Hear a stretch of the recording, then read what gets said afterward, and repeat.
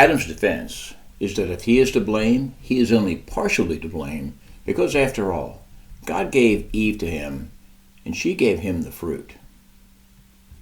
So let me get this straight, Adam. When Eve gave you the fruit from the tree you were to avoid, you had no choice. You had to eat it. He became like her to keep her. You are bigger and stronger, and yet we are to believe that you had no choice since Eve gave you the fruit? I bet all women wish they had that kind of power over their husbands. Then the Lord God asked the woman, "What have you done?" "The serpent deceived me," she replied. "That's why I ate it." Now it's Eve's turn to avoid accountability. "Look, the serpent, whom you, God, created, deceived me." This is the "I am just this dumb little woman" defense, where Eve suggests that she too had no choice because the serpent lied to her. So if someone lies to you, we're off the hook? Both the man and the woman had no viable defense that would render them innocent. Eve had a mitigating circumstance, but she was still guilty. We have not changed much, if at all. Mankind still wishes to avoid accountability for our sin, and we still, in our ways, try to hide from God. In the end, you can either run or hide from God. He's omnipresent. Genesis 3:14, so the Lord God said to the serpent, "Because you have done this, you are cursed more than all cattle and more than every beast of the field. On your belly you shall go, and you shall eat the dust all the days of your life. I will put enmity between you and the woman, and between your seed and her seed. He shall bruise your head, and you shall bruise his heel." Here we have judgment pronounced on the serpent and upon Satan himself. The judgment on the serpent is mostly symbolic. From that time forth, all serpents, which probably walked on 2 or 4 legs in the garden, will have to crawl. There is also this common and widely held hatred for snakes. I don't think I know any other life form so despised as are snakes. Why is that? Does it have something to do with the curse of Genesis 3?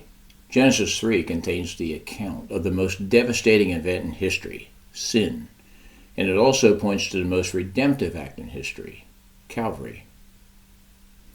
The judgment on Satan was the prophecy of his ultimate doom that would be accomplished in time on Calvary, delayed, but just as sure.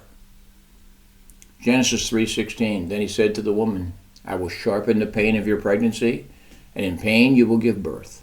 And you will desire to control your husband, but he will rule over you."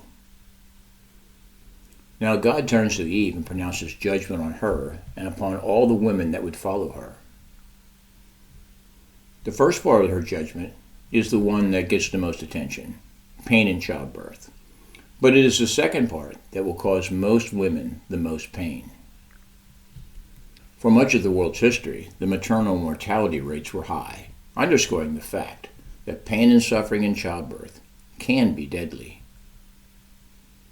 The ancient rabbis used to teach that a mother's most joyous time associated with her children was the time of her pregnancy. During that time, she could protect her child from the dangers of the world and keep her child safe from harmful influences.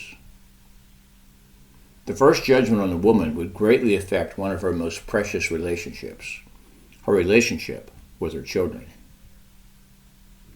The second part of her judgment will hit her in the other area of her life relationships, her relationship to her husband. In both cases, the ones she wants most to be close to are sinful by nature and sinners by their actions. God said this, "And you will desire to control your husband." Part of God's judgment on women is that they will have an unnatural inclination to want to control someone who is going to fight being controlled, her own husband. So a struggle is established in every marriage. Who is going to be in control of what? And this too is the result of sin, and we should see it that way. But he will rule over you. God has an order that was established at creation, that Adam was to lead Eve and be her covering. The idea of a man ruling over his wife is a good thing established by God, but it has also been abused in horrific ways throughout history. So far, then, the serpent is cursed symbolically.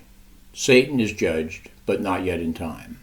The woman is cursed with pain in childbirth and in her relationships to her husband and her children. Points to ponder. Both the man and the woman had no viable defense that would render them innocent of their crime of disobedience. You can neither run nor hide from a God who is omnipresent. Part of God's judgment on women is that they will have an unnatural inclination to want to control her husband.